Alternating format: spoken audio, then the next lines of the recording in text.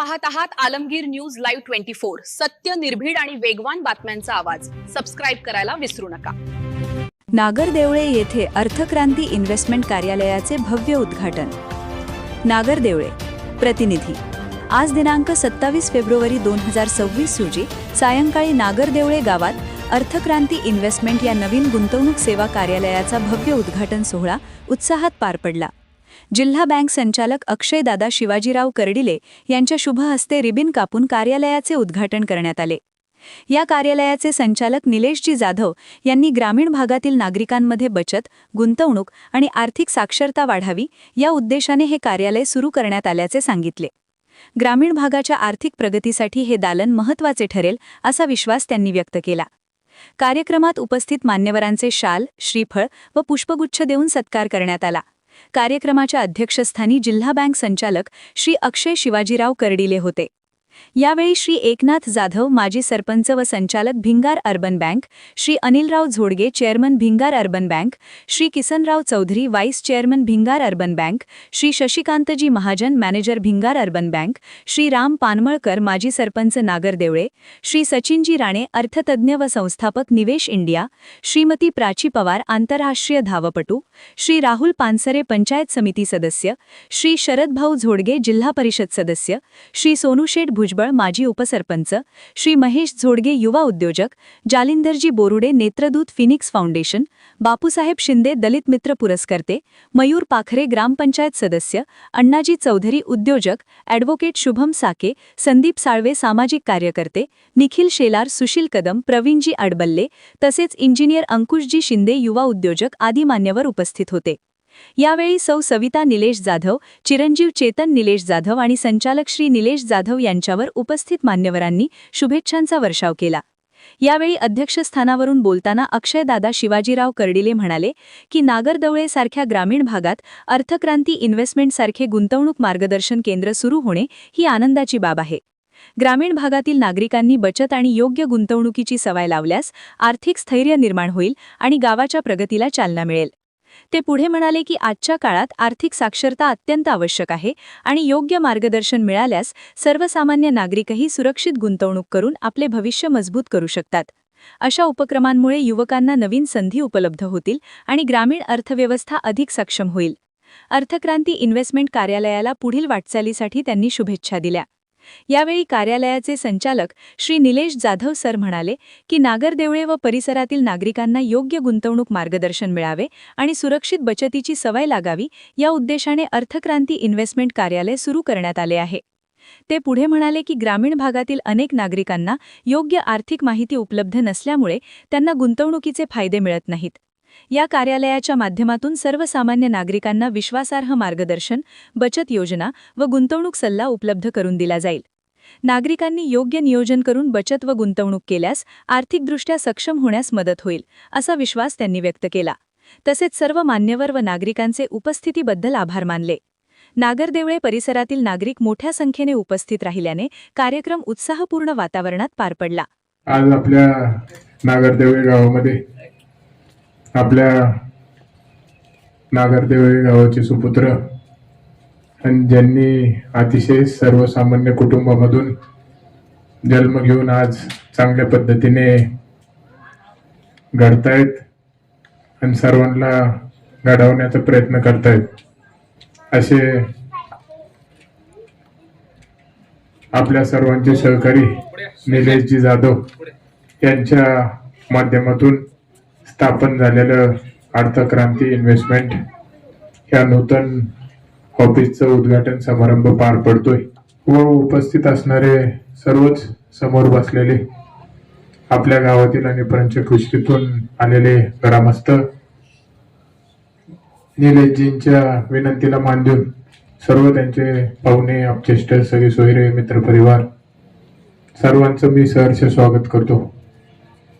आजचा कार्यक्रम अतिशय आनंदामध्ये पार पडतोय आणि आपल्या नागरदेवळेच्या परिसरात एक चांगल्या पद्धतीने उद्योग व्यवसायाच्या माध्यमातून वैभवात भर पडते आहे। आज अतिशय आनंद या गोष्टीचा वाटतोय की आपल्या सर्वांमधलाच एक सर्वसामान्य कुटुंबामधून आलेला एक मुलगा ज्यांनी घरची परिस्थिती पाहून चांगल्या प्रकारे वाटचाल आपली भविष्याची व्हावी अशा प्रकारचा आज या उद्घाटनाच्या माध्यमातून आपल्याला एक संदेश देतोय. ते म्हणजे निलेशजी. आपण सर्वजण त्यांना पहिल्यापासून पाहत आलोत की किती संघर्षामधून कष्टामधून त्यांनी हे सगळं घडवलंय, आज इथपर्यंत पोहोचले. आणि आज हे घडवत असताना ते फक्त आपला स्वतःचाच उद्योग व्यवसाय झाला पाहिजे आणि आपण भविष्यामध्ये एक चांगल्या मार्गावर चाललो पाहिजे एवढाच त्यांचा उद्देश नसून आपल्या गावातला प्रत्येक मनुष्य, प्रत्येक माणूस, महिला ही सक्षम झाली पाहिजे हा प्रयत्न त्यांचा या माध्यमातून ते करतायत.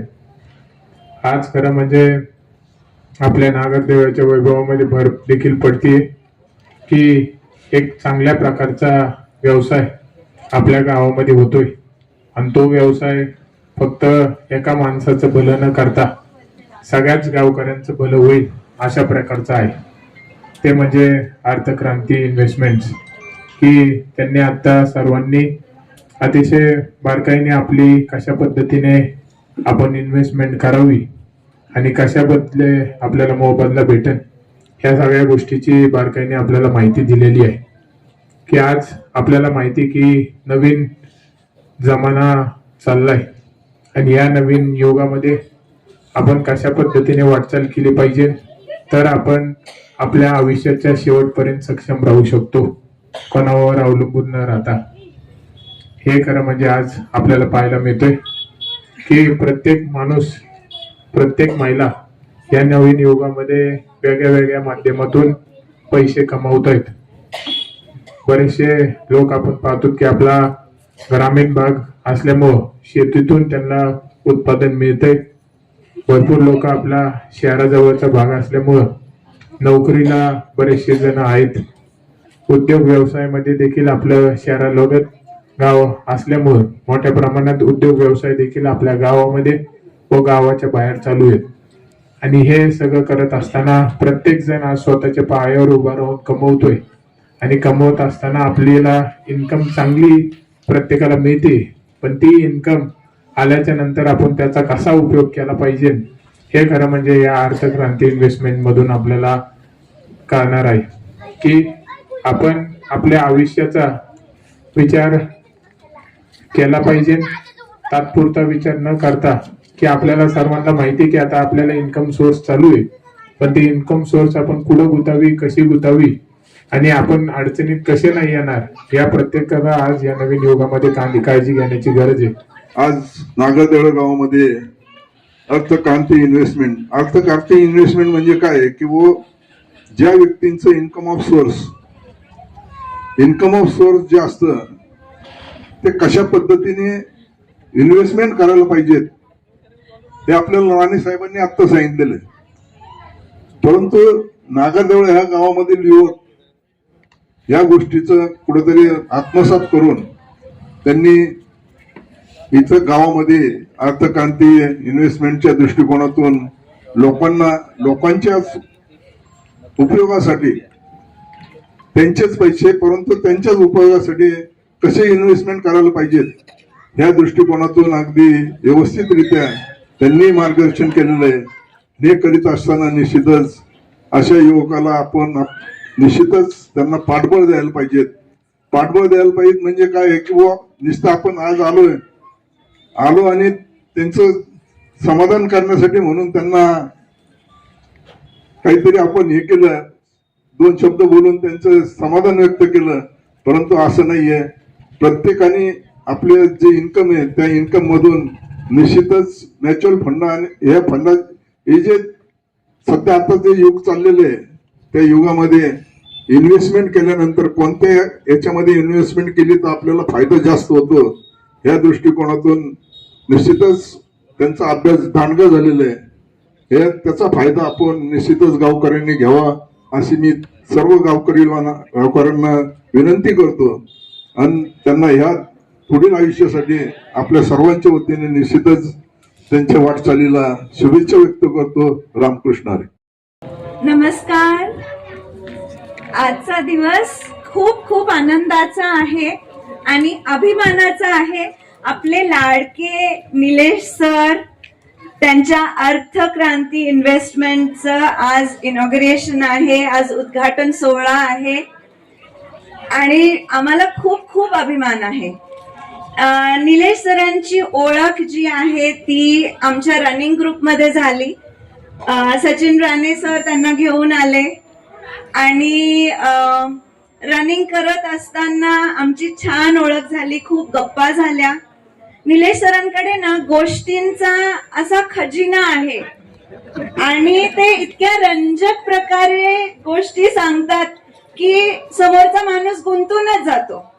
आता यांच्या करिअर बद्दल, प्रोफेशन बद्दल, आता जरी हे फायनान्शियल ऍडवायझर झालेले आहेत, पण हा त्यांचा प्रवास खूप खडतर होता, आपल्यासाठी खूप प्रेरणादायी आहे.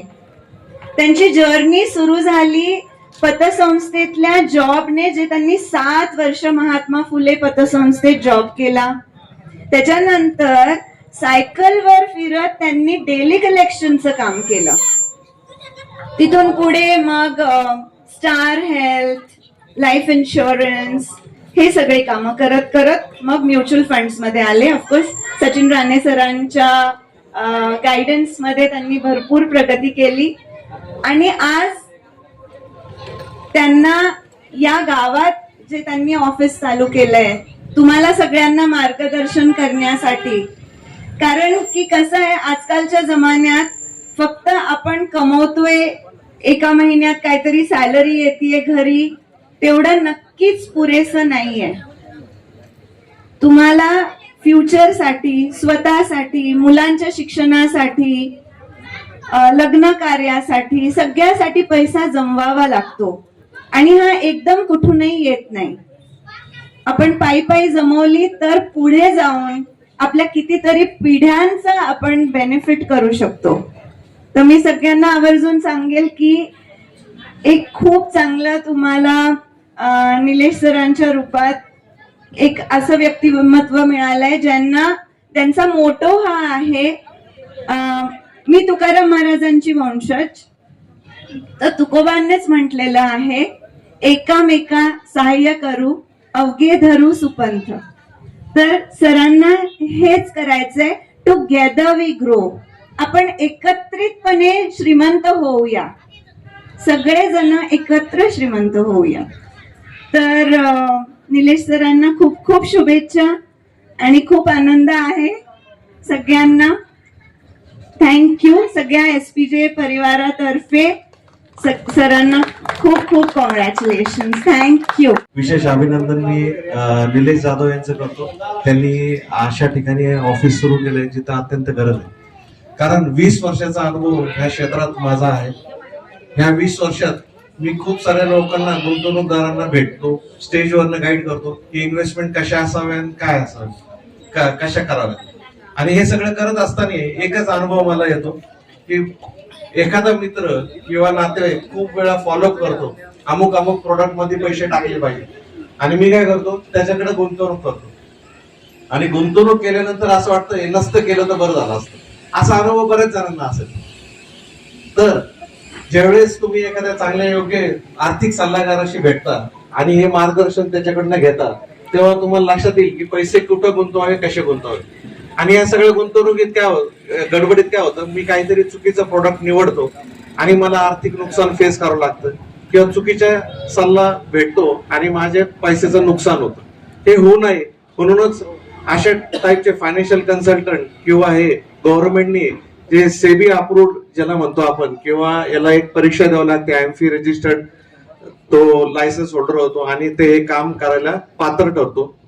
आणि हे तो काम करू शकतो, लोकांना वेगवेगळ्या प्रोडक्ट विषयी तो माहिती देऊ शकतो आणि आर्थिक गुंतवणूक कशी असावी, काय असावी याचं मार्गदर्शन करून त्याची जर्नी तो फुलफिल करतो. आणि बऱ्याच वेळेस काय होतं की बऱ्याचशा लोकांना मी जेव्हा भेटतो तर एक अनुभव प्रत्येकाचा असतो की एखादा व्यक्ती 20-22 वर्षापर्यंत शिक्षण करतो.